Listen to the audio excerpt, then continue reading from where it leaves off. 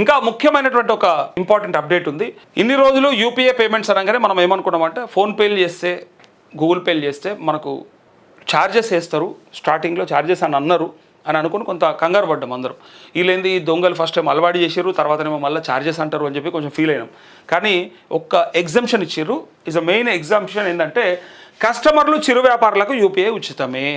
చిన్న ఎవరైతే ఉన్నారో ఆ చిరు వ్యాపారులకు అట్లే కస్టమర్లకి ఇద్దరికి కూడా యూపీఐ ఉచితం అని చెప్పేసి ఆర్థిక శాఖ మంత్రి నిర్మలా సీతారామన్ చెప్తున్నటువంటి ఈ అప్డేట్. ఏమని, పెద్ద వ్యాపారాలకు మాత్రమే ఛార్జీలు, ఈ ఛార్జీలు పెద్ద వ్యాపారస్తులకు మాత్రమే, చిన్నోళ్లకు లేవు. సో కొంత ఉపశమనం అని చెప్పుకోవచ్చు, నో డౌట్. లోక్సభలో కేంద్ర మంత్రి నిర్మలా సీతారామన్ అంటూ చాలా ముఖ్యమైనటువంటి అప్డేటు. మనకు కొంత టెన్షన్ ఉండే, మనం కూడా కట్టాల్సి వస్తుందేమో, ఒక 2,000 రూపాయలు పంపాలంటే ఒక 5 రూపాయల 10 రూపాయల కట్ అయితే మరి ఎట్లా అని చెప్పి కొంచెం టెన్షన్ పడ్డాం. అయితే దానికి సంబంధించిన చాలా ఇంపార్టెంట్ అప్డేట్ ఇది. దేశంలో యూపీఐ వాడే కోట్లాది మంది వినియోగదారులపై ఎలాంటి లావాదేవీ ఛార్జీలు ఉండవని ఆర్థిక మంత్రి నిర్మలా సీతారామన్ పార్లమెంట్లో స్పష్టం చేశారు. The bankers books evidence bill 2026 పై జరిగిన చర్చ సందర్భంగా ఆమె మాట్లాడుతూ యూపీఐ ప్రారంభమైనప్పటి నుంచి వినియోగదారులకు పూర్తి ఉచితంగానే ఉందని, భవిష్యత్తులో కూడా పర్సన్ టు పర్సన్, అంటే నేను మా కెమెరామెన్కు, లేదా నేను మా రాజు యాదవ్కి, లేదా రాజు యాదవ్ నాకు, లేదా పబ్లిక్ నాకు ఇట్లా ఫోన్పేలు కొడితే రూపాయి కూడా పడదట. ఇక మాట్లాడుతూ యూపీఐ ప్రారంభమైనప్పటి నుంచి ఫ్రీగానే వచ్చింది. సో భవిష్యత్తులో కూడా పర్సన్ టు పర్సన్ లావాదేవీలు ఉచితంగానే కొనసాగుతాయని వెల్లడించారు. వినియోగదారులతో పాటు టీ కొట్లు, కూరగాయల వ్యాపారులు, వీధి వ్యాపారులు, కిరాణా దుకాణాలు నడిపే చిన్న వ్యాపారులపై మర్చెంట్ డిస్కౌంట్ రేట్ అంటే ఎండిఆర్ ఛార్జీలు విధించే ఉద్దేశం ప్రభుత్వానికి ఎంతమాత్రం లేదని, ఆర్థిక వ్యవస్థ వృద్ధికి ఈ చిన్న వ్యాపారులే వెన్నెముక అని ఆమె లోక్సభలో పేర్కొన్నారు. పార్లమెంటు బయట ఈ అంశంపై ఎలాంటి తప్పుడు ప్రచారాలు చేయవద్దని ప్రతిపక్షాలకు హితవు పలికారు. కానీ భవిష్యత్తులో మాత్రం తీసుకొస్తారా, వీళ్ళు కాదు ఎవరున్నా తీసుకొస్తారు. పేటీఎం అనేది కూడా స్టార్టింగ్లో మీకు యాదికి ఉండాలి, పేటీఎం కరువు అని చెప్పి ఇప్పటికి కూడా మనం వింటుంటాం. ఆ పేటీఎం అనేది కూడా కొత్తలో ఉచితం, మనం వ్యాలెట్లో అమౌంట్ యాడ్ చేసుకొని కొట్టేస్తే కొత్తలో ప్రతి బిల్లు పే చేయడంలో ఉచితం ఉంటుండే. ఇప్పుడు ఒకసారి యాడ్ చేసుకొని చూడుర్రి, జస్ట్ 100 రూపాయలు యాడ్ చేసుకున్నా, 200 యాడ్ చేసుకున్నా 3 రూపాయలు ఛార్జ్ చేస్తారు. దేనికి తెలుసా, టోల్ ట్యాక్స్. టోల్ గేట్ కాడ మనం ఒకవేళ రీఛార్జ్ చేసుకోవాలంటే త్రూ పేటీఎం అయితే మన అది ఉంది కదా ఫాస్టాగ్ రీఛార్జ్ చేసుకోవాలంటే 3 రూపాయలు ప్రతి 100 మీద తీసుకుంటారు. అట్లా కరెంటు బిల్లు కట్టాలంటే నేను కడతా, కరెంటు బిల్లు కట్టినప్పుడల్లా 20 రూపాయలు 30 రూపాయలు బిల్లును బట్టి.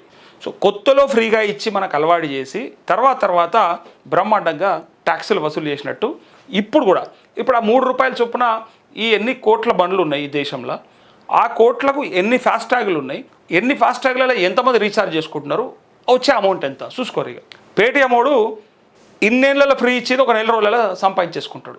ఫస్ట్ అలవాటు చేస్తారు, తర్వాత ఆగం చేస్తారు. ఇది అదే అయింది ఇక్కడ కూడా. భవిష్యత్తులో ఇప్పుడు లేదు అన్న వాళ్ళే ఏదో ఒక కారణం చూపించి పెట్టకపోతే నన్ను అడుగుండ్రి, అప్పుడు నరేష్ అన్న మీకు యాదికి రాకపోతే నాకు చెప్పుర్రి, అన్న నువ్వు కరెక్ట్ చెప్పినావు, నిజంగా ఇవ్వాలి ఫోన్పే ఓని కొట్టినా పైసలు పడుతున్నాయి అని కాడికి వస్తుంది.